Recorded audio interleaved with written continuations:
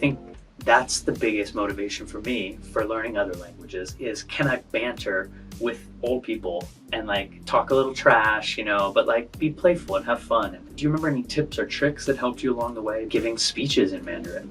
It was definitely my mom. All of my credit of learning Mandarin was from her. She would play games with me. And so that's why this book is like an ode to how she plays games with other children. She can get kids with ADHD and dyslexia to sit down for an hour and a half to 2 hours in one sitting and learn Mandarin and be excited to see her every week. Shout out to your mother. Congratulations for both of you on this book. What's up, everyone? Welcome to the NG 英文 show. My name is John Drummond, or Yang Haoen. Hi, 大家好，欢迎回到 NG 英文，我是 Stephanie。今天的来宾是一位具有社会影响力的创业家，那同时他也是一本儿童书籍的共同创作者。那他其实也透过香氛带给视障人士的大人跟小孩另一种体验。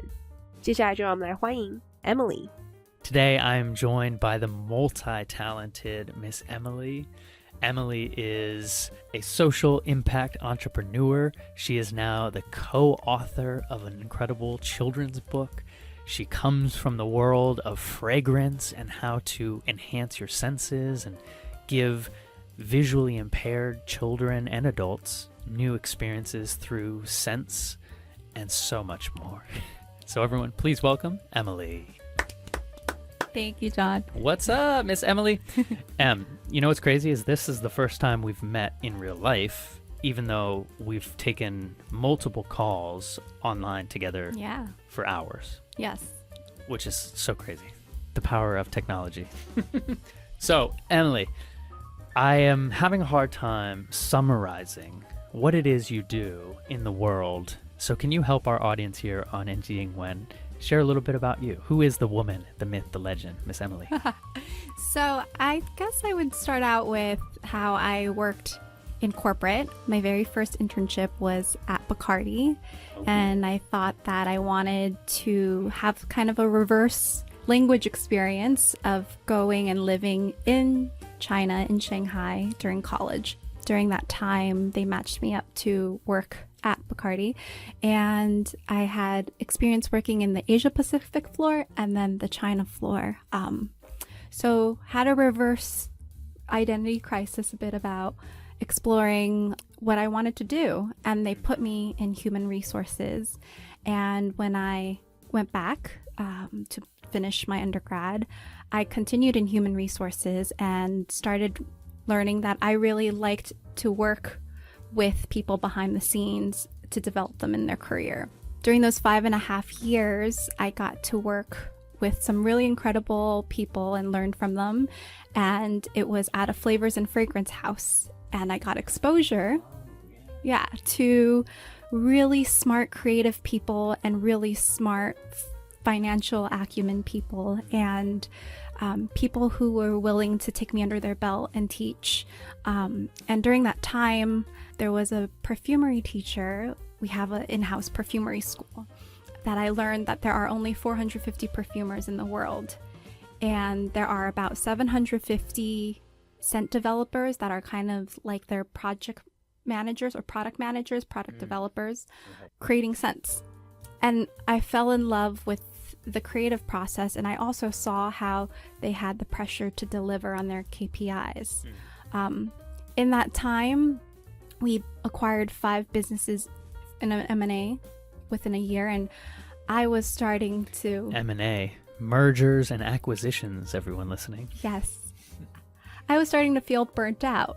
Yes. And I was also trying to figure out which direction I wanted to go in. Is it continuing in HR or continuing down this perfumer path? And I ended up in Brazil. And during that time, I went to the Museum of Tomorrow. That's what they call it, an innovations exhibit. And I saw how there were sensory experiences that really impacted humans, to the point of pigskin grafts were helping burnt medical victims. And I thought, okay, I want to create social impact with sensory experiences. And so I ended up working with the blind and working with IBM and Carnegie Mellon after I graduated from Columbia in tech management and really delving into sensory design technology. And we ended up creating VR glasses, indoor navigation apps, and just incredible like AI luggage for the blind. And they started to live in this world and have all of this independence that technology brought them through that. Wow. What a journey. Nice summary there too. Thank you for that. Emily 的第一份实习工作是在 Bacardi， 那她当时为了想要体验另一种语言的环境，所以就去了上海。那她曾经接触过亚太地区跟中国的市场，那后来因为经历身份的认知危机 （identity crisis）， 所以她不知道自己该做什么。那因此公司就把她调到人力资源部门。那后来她回去读完大学之后，她发现她其实蛮喜欢跟人相关的工作，并且能够帮助他们在工作上的发展。所以后来他就到了一个香精香氛公司，并且在那边任职了5年的 HR。 他因此有机会认识到一些非常有创意、聪明又愿意照顾他的人。那当时他们公司有内部的香水老师，因为他们公司有开学院，也因此他才知道原来全世界只有450位香水师 perfumer， 然后大约有750位气味 scent 的开发者。那来宾也因此爱上这个创作的过程，也同时发现这些气味开发者为了达到 KPI 其实承受的压力蛮大的。那么公司当时透过 M&A 并购了5间公司，那 M&A 代表着 Mergers and Acquisitions， 意思就是合并与并购。那来宾后来开始觉得职业过劳 burn out， 所以他在思考要继续当 HR 还是往香水师的这条路走。那后来就去了巴西。那在当地的时候，他去了一间叫明日博物馆 Museum。那他看到这些跟感官体验相关的东西，就是比如说用猪的皮肤去移植 skin graft 到烧伤患者的身上。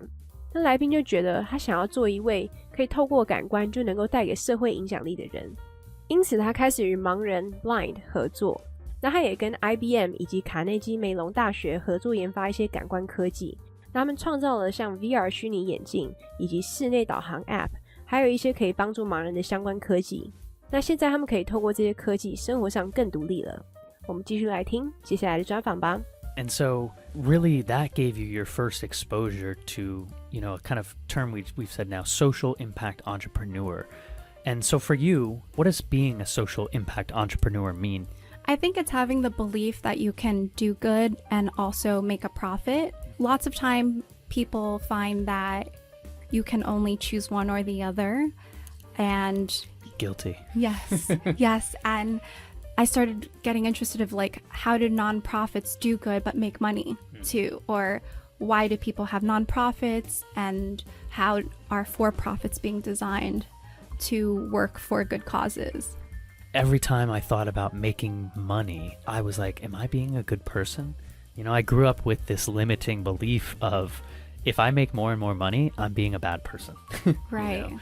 And I think that's completely wrong. You know, that was my own stuff I had to work through. And I'm so happy because I started finding more social impact entrepreneurs who were like, hey, no, like, let's do amazing things and we can make money and then help even more people because of that. And so can you share a little bit about what are you working on now in the space? I mean, you're spending a little bit of time here in Taiwan. Maybe you can share about your mother and her book. But yeah, what are you actually building right now as an entrepreneur yourself? Yeah, so we're trying to recreate the ambiance of how people wait in medical waiting rooms. And we're trying to bring really incredible stories into a platform so that people can have a mental health entertainment platform that gives them the possibility of thinking positive mindsets and empowerment. And so with that said, we've been working a lot on combining and finding amazing nonprofit stories and creating sort of like an immersive TED Talk experience through virtual reality, talking about the causes and the great work that they do, but also giving people really healthy content to watch while they're waiting. I just love that. And yeah, guys, so, you know, you think about the waiting room experience in maybe a hospital or, I mean, anywhere really, at the bank, you know, all these times, you know, so many times we're just like, it's maybe crazy lighting, it's loud, it's maybe people a little frustrated and irritated and annoyed for whatever reason, or they're sick and they're dealing with things and they might just be consuming, you know, TikTok and Instagram. And so you're really trying to bring a holistic wellness perspective into that waiting room experience. Is that right? Yeah. And it's not to say, it's very inclusive. So it's not to say that we can't work with people who are looking to dive deeper with them themselves, but sometimes may not know that they are looking for that. So we designed it into like an interactive story because we believe that fun tales really stick with people longer. So if your mom used to tell you, don't do this, but then if you were to watch a story about 3 little pigs or something, that'll stay in your mindset a bit longer. And then that's why we design all of these neural pathway growth experiences with scents and music and visuals so that it really ties into your memory even after you leave the waiting room. That's so great. So really tying in all our senses, like you said. So you have the background in fragrances, so how things smell and how we visualize things, how we maybe touch things and hear things. And what's the other scent? Taste? Maybe taste in the future. But it's so cool. And yeah, you're right. Like how we encode information and store that in memories and to have a pleasant experience in a waiting room. And also, I believe that our platform's really good for those who like meditation, but also who are meditatively resistant, because we offer that bridge for people who are looking for something, but not quite there yet, possibly for meditating, who are content enthusiasts who like to watch YouTube or Netflix. And then we're also the bridge for those who aren't really ready for like a psychedelic treatment, but also looking for something holistic and immersive and fun to experience. And so we wanted to be able to be designed that an 80-year-old can really enjoy it as well as like a 5-year-old, and be inclusive for those who are visually impaired or any sensory deprivation that they have. They can choose whether they want to see, hear, or smell the experience. Wow. Yeah, it's so cool. And yeah, to think about, people are like, meditation or something like that, and yeah, how do you share that information in a way that it doesn't make people defensive about something? Or taboo. Yeah, right. Yeah, it's so cool. I really, really love that, Emily, and I wish you guys nothing but success with that. 来宾对于具有社会影响力的创业家 social impact entrepreneur 的解释，就是可以做好事的同时获利 profit。因为其实很多时候大部分的人还是会觉得只能择一，那其实他就开始蛮好奇非营利组织是怎么赚钱的呢？或者是说为什么会有人创立非营利组织，以及怎么架设利润 for profit 的架构。那来宾现在在重新改变医疗等候区的一些气氛 ambience，那他们也想要把一些很不可思议的故事放在他们平台上，让更多人的想法更正面。所以他们其实非常用心在结合跟找非营利组织相关的故事，那再透过一个有点像是 TED Talk 的方式，那这样子等待的人其实可以看一些非常健康的内容，而非营利组织的人也能透过这样的方式传达他们的起因以及做过的事情。那来宾说他们希望透过不同的感官，例如视觉、听觉、味觉等等的方式，来打造一个更令人印象深刻又舒适的等候区。那来宾表示他们的设计其实非常适合喜欢冥想 meditate 的人，又或者是没有接触过但想要入门的人。那另外也蛮适合没有接触过精神治疗的人，因为患者可以透过沉浸式的方式去体验跟了解。那他们的设计就是希望可以包含所有人，无论是80岁、5岁、视障人士，或是缺少任意感官的人都能使用。那我们继续来听接下来的专访吧。And I believe you're spending a little bit of time here in Taiwan too, specifically to help your mother with a book launch. Is that right? Yes. So I wanted to create my business for caregivers because no one really caregives for the caregivers. And that's why we ultimately thought, okay, how can we benefit those in waiting rooms? It ties back to my own family being caregivers right now, and my mom is back in Taiwan because of caregiving for my father and for my grandfather. And yeah, so she had to early retire, and we started writing a children's book together because she wanted a passion project post early retirement, like forced retirement. And she loves little kids and teaching Mandarin and helping them get really excited to learn Mandarin. And so while I like working with the university side of education, she likes the younger side.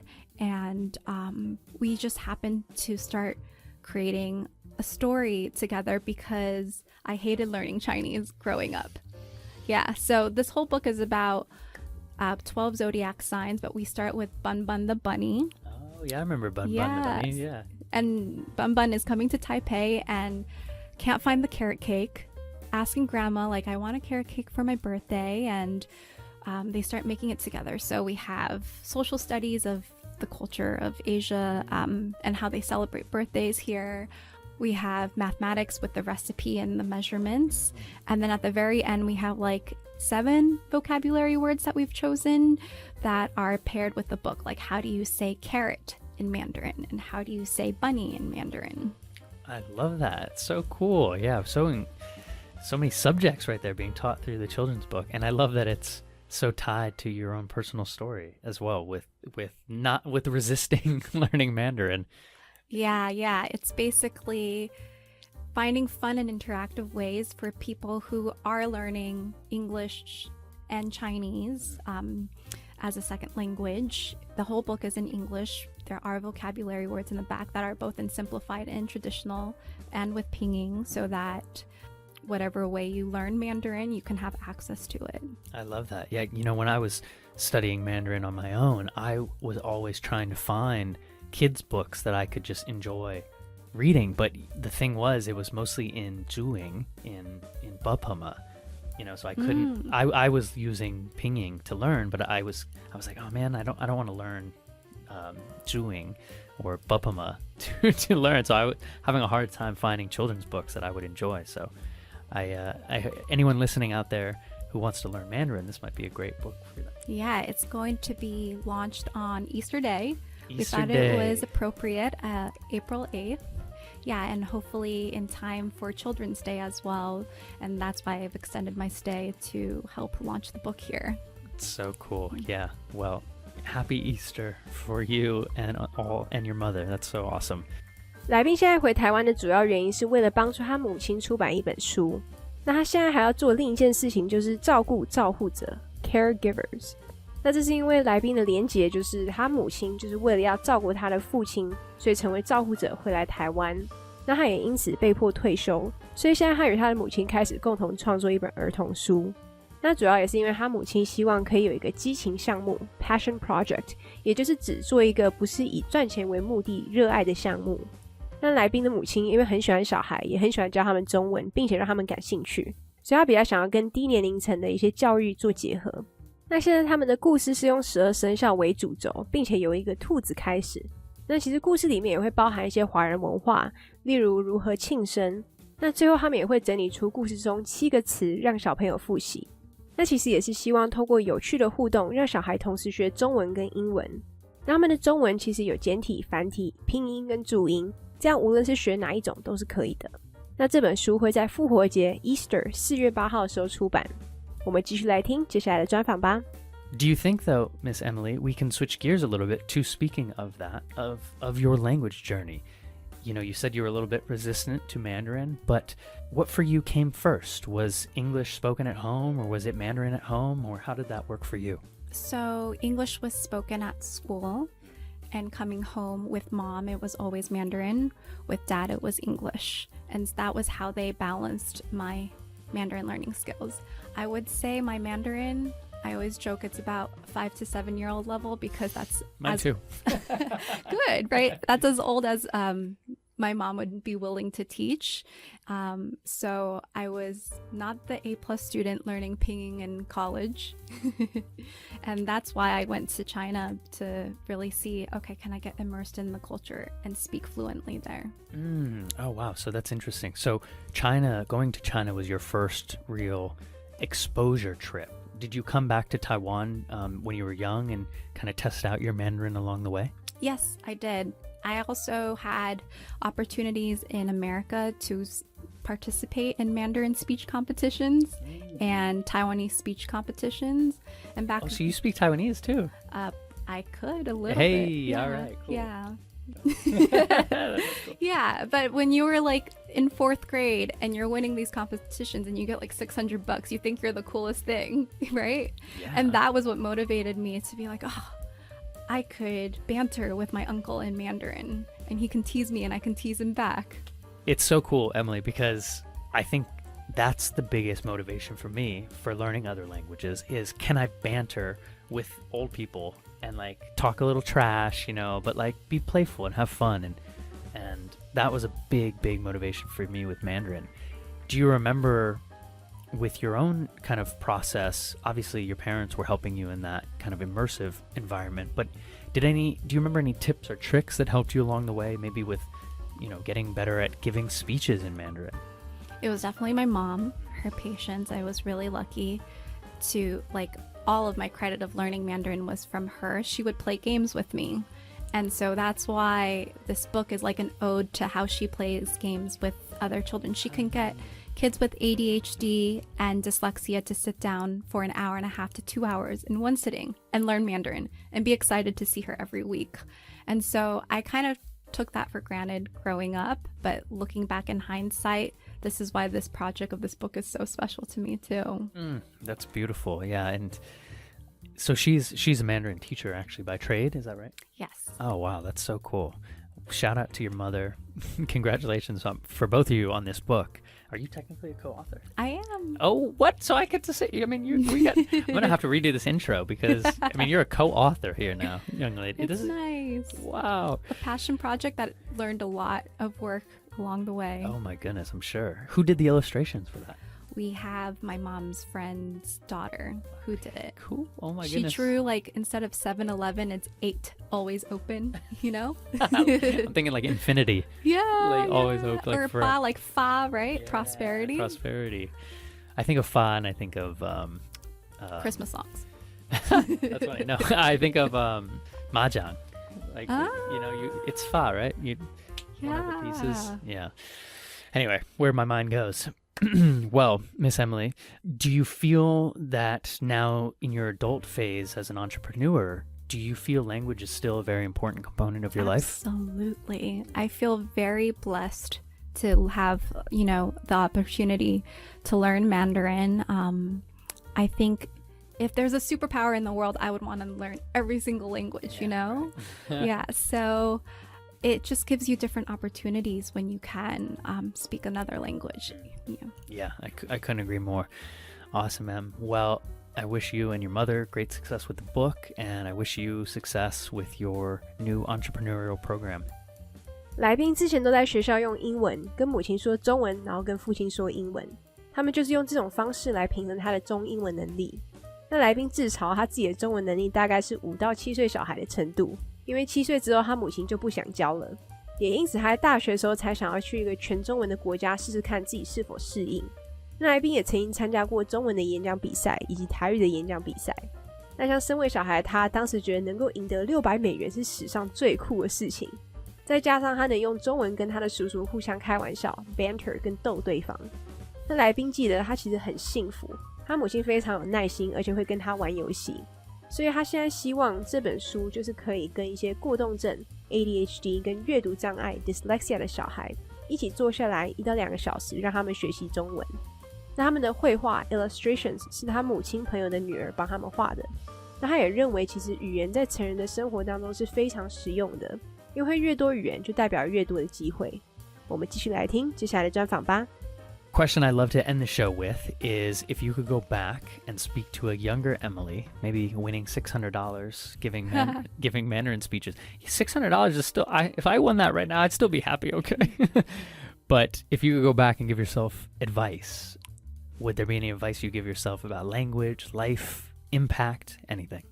I would say hang in there, life gets rocky, but you get better at it. Every single time, every single day you bounce back faster, and language is a privilege. It really is, right? So take advantage of being able to grow up in a bifurcated culture.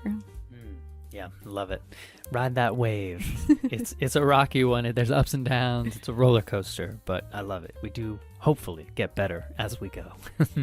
来宾会给年轻自己的建议就是要撑住啊 ，hang in there。因为生活本来就是会有一些颠簸，但你会恢复得越来越快。而且他认为语言是一种特权 privilege， 所以真的要好好珍惜。那我们就谢谢今天的来宾 Emily。Awesome, Em. Well, where can people find you online? Maybe where can they find the book available? Where can they find your company potentially online? Yeah, so it's at Insight of Emily, INSIGHT of Emily, EMILY. That's my Instagram handle. And we are starting a handle for the book. It'll be on Amazon. And our company website is seehearsmell.com. Or you could do AHMA, AHMA.NYC. Nice. Love it. Awesome, Em. Well, thank you for making some time out of your busy life to join us on the NG English show, and we'll talk to you next time. Thank you, John. All right. Bye, everyone. Peace. All right, everyone. Thank you so much for listening to the NG English show. We appreciate your time and your patience with us. Please follow along with me, John Drummond, 89, wherever you can find us, or NG英文希平方. All right, we'll talk to you next time. Peace. All right, well, that is our NG英文 show for today. We hope everyone enjoyed listening to that. You can connect with us on Facebook, Instagram, YouTube, and now Spotify. You can search NG英文, or you can search on IG, NG English ICRT. And don't forget to tune in every Wednesday morning from 6:30 to 7 and Wednesday night from 9 to 9:30. We'll catch you on the next episode. Bye-bye.